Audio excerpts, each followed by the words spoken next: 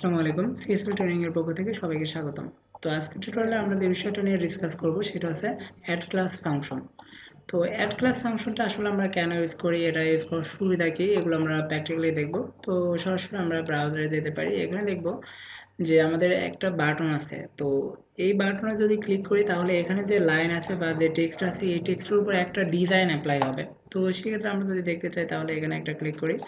তো ক্লিক করলে দেখবো যে এখানে আমাদের যে টেক্সটটা ছিল টেক্সটার কালার হচ্ছে হোয়াইট কালার এবং ব্যাকগ্রাউন্ডে একটা কালার আছে যেটা হচ্ছে ব্ল্যাক।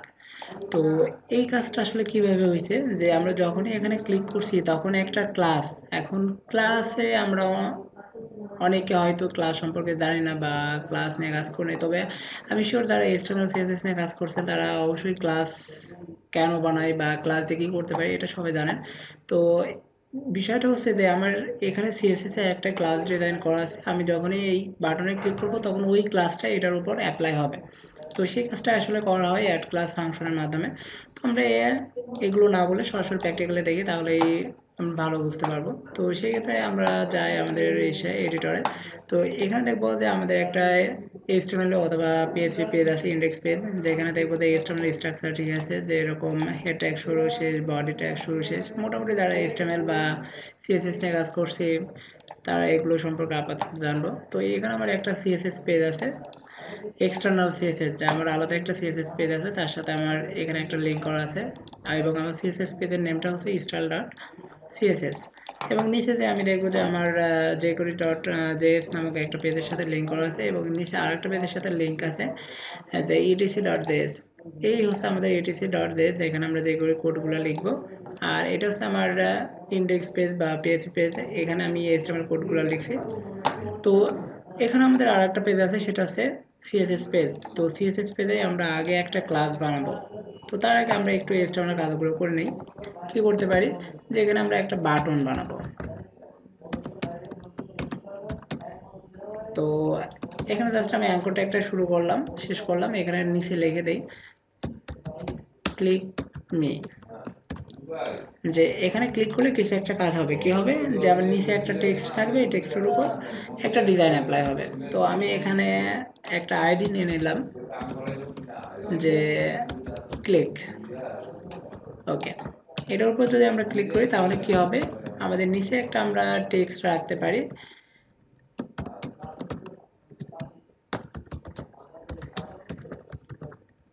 মেসেজ। তো এখানেও আমরা একটা আইডি নিয়ে নিতে পারি, ফিডব্যাক। তো আমরা যে কাজটা করতে যাচ্ছি সেটা হচ্ছে যে আমাদের একটা সিএসএস ক্লাস থাকবে যেটার মধ্যে আমরা কিছু ডিজাইন করব এবং আমরা যাচ্ছি এই বাটনে ক্লিক করলে ওই ডিজাইনটা এই লাইনের উপর অ্যাপ্লাই হবে। তো আমরা যে কাজটাই করছি এটাকে যদি একটু সেভ দিই, আমরা একটু দেখতে চাই, তাহলে এখানে দেখব যে ইন্টার দিলে আমাদের ওই ক্লিক মি টেক্সটটা দেখাচ্ছে এবং নিচে একটা মেসেজ আছে। তো আমরা চাচ্ছি যে যখন আমরা এখানে ক্লিক করব তখন কি হবে, এইটার একটা ব্যাকগ্রাউন্ড কালার আমরা দিতে পারি, ফন্ট সাইজটা চেঞ্জ করতে পারি। তো আমরা মোটামুটি একটু ইজি কাজটাই করি, যে এখানে যে টেক্সট আছে টেক্সটের কালারটাকে চেঞ্জ করব, হোয়াইট কালার, ব্যাকগ্রাউন্ডটা একটা কালার দিতে পারি, ধরলাম রেড কালার দেবো, ফন্ট সাইজটাকে একটু বড় করব। তো সেক্ষেত্রে আমরা যদি ওই কাজটা করতে চাই তাহলে আমাদের যেতে হবে সিএসএস পেজে এবং সেখানে আমাদের একটা ক্লাস বানাইতে হবে। তো আমাদের এখানে একটা সিএসএস পেজ বানানো ছিল, ওকে। এখানে দেখবো যে আমাদের সিএসএস পেজটা বানানো আছে, এখানে যেগুলো আছে বাদ দেই। তো সেক্ষেত্রে আমরা দেখব যে এটা হচ্ছে আমাদের যেগুলি জেএস ফাইল, যেখানে আমরা যেগুলি কোডগুলো লিখবো, এটা হচ্ছে আমাদের ইন্ডেক্স পেজ, যেখানে আমাদের HTML কোডগুলো আমরা অলরেডি লিখছি। তো আমাদের এখন কি করতে হবে, সিএসএস কোডগুলো লিখতে হবে। এখন সিএসএস কোডে আমরা কি কাজটা করব, আমরা একটা ক্লাস বানাবো। এখন ক্লাস আশা করি আমরা যারা যেগুলো নিয়ে কাজ করতেছি তারা অবশ্যই আগে সিএসএস নিয়ে কাজ করছে। সো ক্লাস কীভাবে বানাতে পারি এটা মনে হয় আমার আর শেখানোর দরকার নেই, তারপর আমি জাস্ট এটা বানাচ্ছি, আপনারা একটু দেখে নিতে পারেন। তো ক্লাসের নেম আমি যা খুশি দিতে পারি, আপাতত দিলাম টেস্ট। এর মধ্যে আমি একটা কাজ করতে পারি যে ফন্ট ফ্যামিলি, একটা ডিফল্ট ফন্ট দিলাম। এরপরে দিতে পারি ফন্ট সাইজ, ফন্ট সাইজটাকে আমি একটু বড় করে দিলাম 16 পিক্সেল। এরপরে দিতে পারি কালার, কালার দিলাম হোয়াইট। এরপরে দিতে পারি ব্যাকগ্রাউন্ড কালার, ব্যাকগ্রাউন্ড কালার দিলাম রেড। এরপর আমরা আরেকটা কাজ করতে পারি, প্যাডিং দিতে পারি। তো আমরা এখানে প্যাডিং দিলাম 10 পিক্সেল। তো এটা হচ্ছে আমাদের একটা ক্লাস, যে কেউ যদি এই ক্লাসটাকে কল করে তাহলে এই কাজগুলো হবে।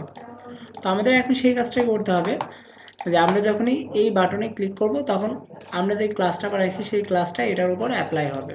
তো সেই ক্ষেত্রে আমরা এবার যে করে কোডে যেতে পারি। তো এখানে যে দেখবো যে আমরা আসলে ওই ক্লাসটাকে কখন অ্যাড করতে যাচ্ছি, যে আমরা যখন এই বাটনে ক্লিক করব ঠিক তখনই এটার উপর ওই সিএসএস কোডটা অ্যাপ্লাই হবে। তো সেই ক্ষেত্রে আমরা এখানে একটা কাজ করতে পারি,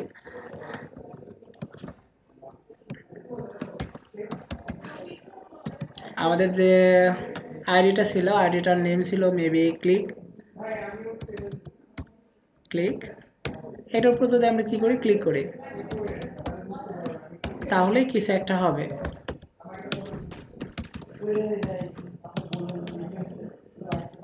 ওকে, তো এখানে আমরা একটু দেখি যে এখানে আসলে ক্লিকটা আমরা কেন লিখছি। এখানে দেখেন যে আমরা চাচ্ছি যে এই বাটনের উপরে ক্লিক মি, এই বাটনের উপর ক্লিক করলে আমার ওই কাজটা হবে।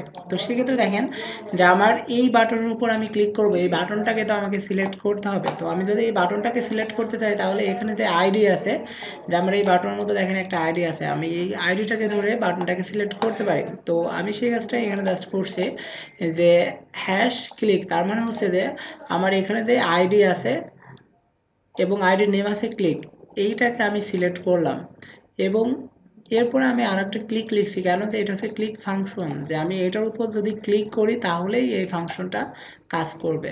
এখানে আমরা বলতে পারি যে আসলে আমরা কি কাজ করব, আমরা চাচ্ছি যে আমাদের ফিডব্যাক নামে যে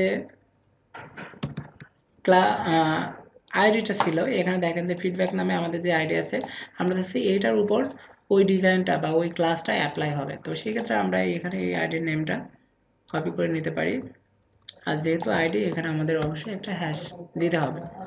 তো এখানে আমরা বলতে পারি যে এইটার উপর অ্যাপ্লাই হবে, কি অ্যাপ্লাই হবে, একটা ক্লাস অ্যাপ্লাই হবে। তো সেই ক্ষেত্রে আমরা এখানে বলতে পারি যে অ্যাড ক্লাস, এর মধ্যে আমরা শুধু বলে দেব যে আমরা কোন ক্লাসটাকে অ্যাপ্লাই করতে চাচ্ছি। এখানে দেখেন যে আমরা যে ক্লাসটা বানাইছি আমাদের ক্লাসের নেম কি দিছি, টেস্ট।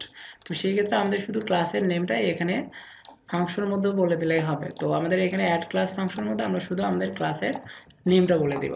তাহলে কাজটা আসলে কি হবে, যে যখনই আমরা এই বাটনে ক্লিক করব, যে ক্লিক মি এই বাটনে ক্লিক করব, তখন আমাদের ফিডব্যাক নামে যে আইডি আছে এই আইডির উপর অ্যাপ্লাই হবে, কি অ্যাপ্লাই হবে, টেস্ট নামক ক্লাসটা অ্যাপ্লাই হবে। এখন টেস্ট নামক ক্লাসের মধ্যে আমরা কি কি করছিলাম, ফন্টটাকে চেঞ্জ করছিলাম, ফন্ট সাইজটাকে বড় করছিলাম, ব্যাকগ্রাউন্ড কালার দিছিলাম, এই কাজগুলো করছিলাম আর কি। তো এটাকে জাস্ট আমরা সেভ দিই, দেওয়ার পরে একবার এখানে একটু রিলোড দিতে পারি।